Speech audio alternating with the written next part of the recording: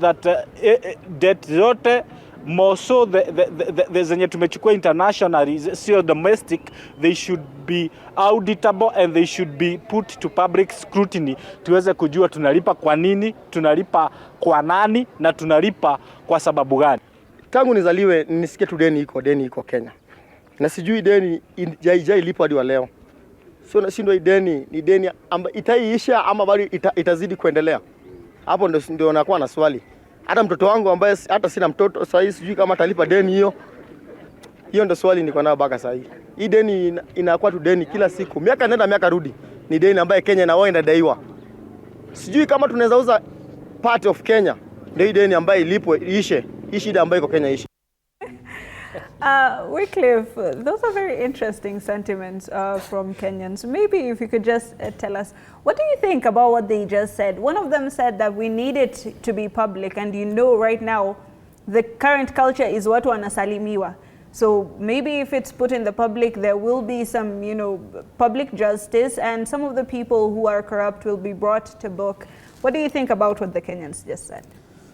My thinking is that currently all the discussions that have been going on, they are very timely. Kenyans are almost saying enough is enough. I think that's what I get from what the gentlemen have just said. That, for example, the gentleman who said, "Ata watoto wake wanalipa," and yet he doesn't have a mtoto. So that clearly tells you that we feel that this debt will be paid by generations to come. We will live here, we'll continue increasing the debt, and the generation to come will get even a bigger load. And that is the discussion.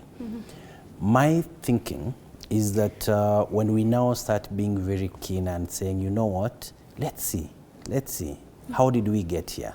So that we avoid even loading the load, because at the moment the fear is that today we could be in 10, 11 trillion.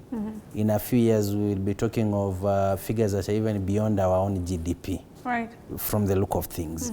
And yet we may not be able to see how that has spurred production in the country. And I love what engineer said, that we need to encourage production in the country. We need to produce more. Right. So if whatever we are borrowing is not helping us spur production, then we are losing it. Right. As an economy, we must think of what are these things that we need to do to increase production in the country, so that at the end of the day, in terms of, and I think when we start having discussions of our debt as a percentage of the GDP, the reasoning is that, let's see, in terms of percentages, are we also producing more? Right. So when you look at the numbers, the percentages, you realize that we've been going up, meaning